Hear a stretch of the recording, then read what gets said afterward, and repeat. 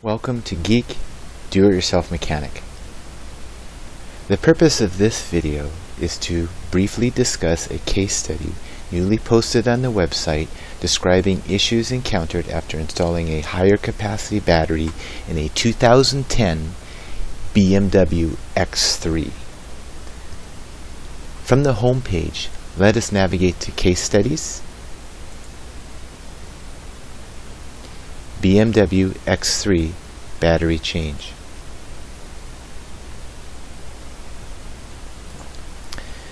This case study will describe an issue that a friend of mine encountered after changing her car battery in her X3. It will also discuss how I didn't handle the request for help as best as I could. I almost didn't want to share this, but the whole goal of this website and videos is to help people learn how to work on modern cars. In this situation, this case study will demonstrate what I did wrong in an effort to show you what you should do. So she was noticing that her car was cranking slower and slower. So she's a very proactive person, takes care of her own car, which is awesome, does her own oil changes, awesome. And she didn't want to be stranded on the road, so she took it to her a local automotive retailer and purchased a replacement battery. But she upgraded from the H6 to an H8 battery. Ever since she changed the battery, the date and time in the car would always be cleared after she turns it off.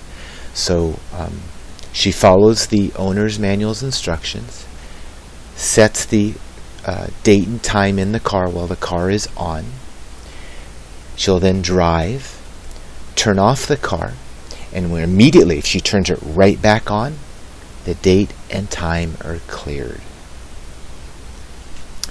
So I'm guessing this happened for about a week or so, and then her husband, a friend of mine, a good friend of mine, called me and ran some ideas past me, saying he did research and mechanics told him that when you change the battery type, that you need to tell the PCM of the new battery type. Well, I made my first mistake there, in that it's really her car, and she knows all the details. I should have politely asked if I could talk with her and maybe gotten more information. But I didn't. So what I asked him to do is to determine the standing voltage of the battery. And what I was trying to say is, car off, lights on after 5 minutes, go across the battery terminals and read the voltage. He's a very technical person, so he had a DVM, it was no problem. And he read 12.1. So I knew the battery was new, but I was puzzled. It's a brand new battery. And with the car running, I said do the same thing, and he went across the terminals, and he read 14.2. So I assumed that the charging system was working as it should. Since he was touching the terminals, or the battery posts, however you want to say it, what's connected to the battery. I probably have that terminology wrong. But I didn't feel there was any voltage drop loss there. I didn't know the car, but knowing his wife, I'm sure the car was very clean. She takes care of it, so I could almost bet that the terminals were clean, and when I did physically see the car, I was right. So again, I assumed the charging system was good. So before they came over, I did some research, and I made another assumption that got me into trouble.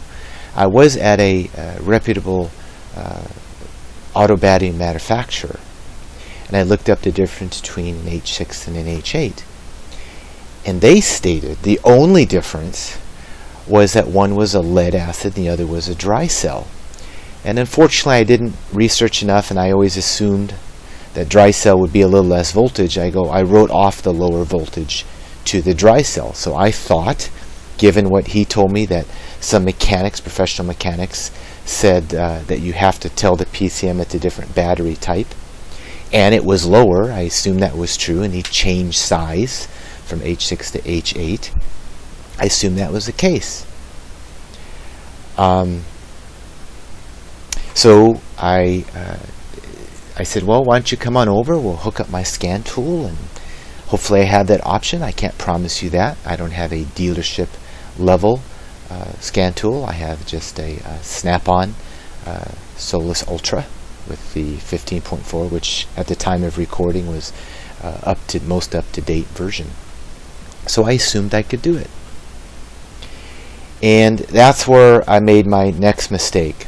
I should have prepped a lot more for their coming. I should have done a lot more research of the H6 versus H8.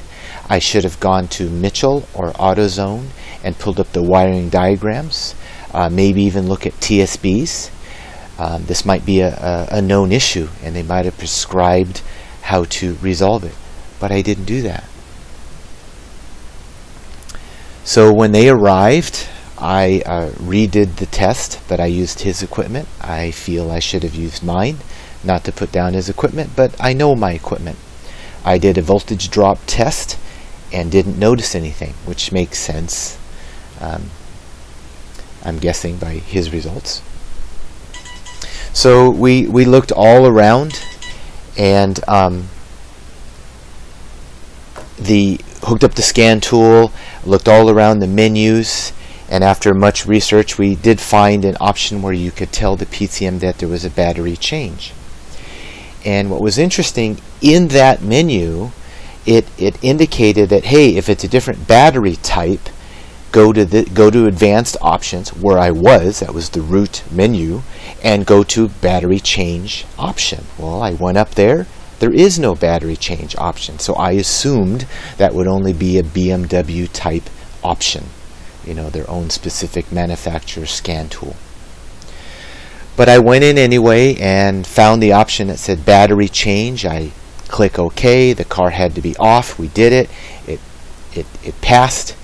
We then followed the owner's manual's instructions to set the date and time, turned off the car. We were so excited, turned it on. It didn't set. So I spent a little more time. We were all disappointed. Big sigh. I looked again all around the menus. I went through every option in the scan tool. Couldn't find it. So again, I assumed that it was only a dealer option, so she quickly called her BMW mechanic, and he was able to get her in. So she drove down to the local mechanic. Even though he said he could get her in, she had to wait over, I believe, an hour and a half to 2 hours before he actually looked at her car. And to her surprise, he said exactly the same thing. She said, the scanner looked like yours, but to a person who doesn't always deal with scanners, they probably all look alike.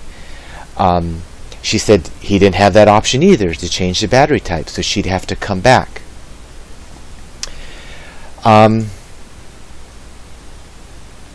What I should have done is I first should have asked for more time to diagnose the car. I should have done more research.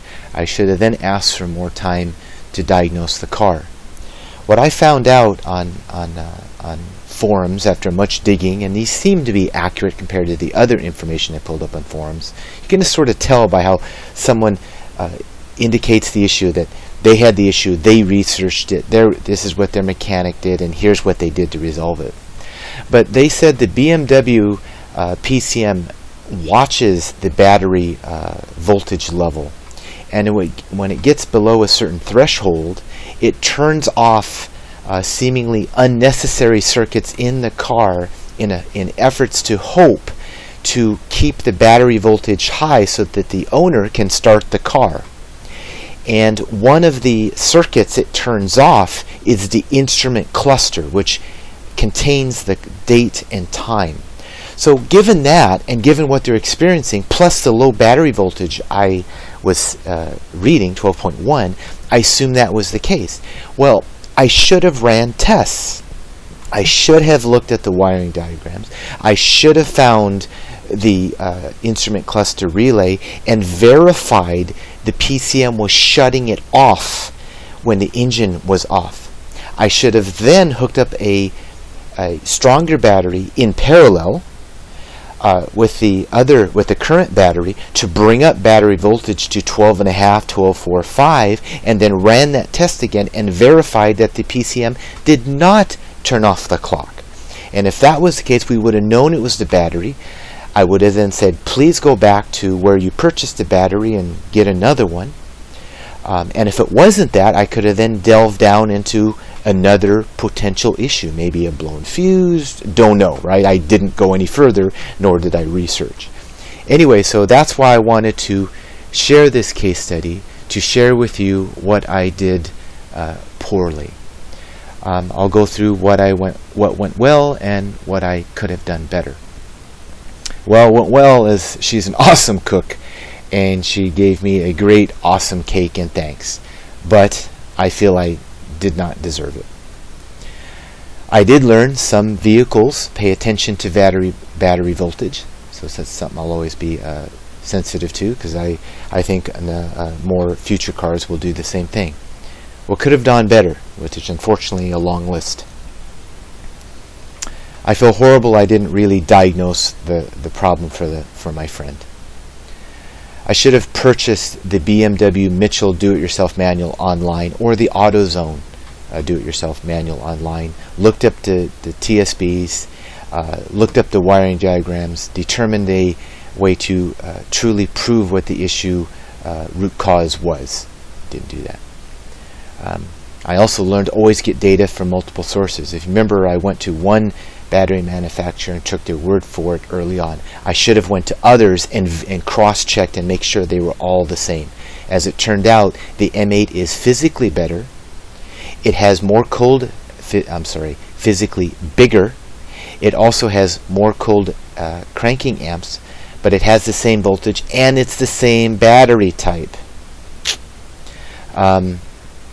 Most forums truly suck, and I hate to say this, I don't mean to bash BMW, but from my experience, all the times I've had to look up in BMW forums, they tend to lack the technical background in their posts.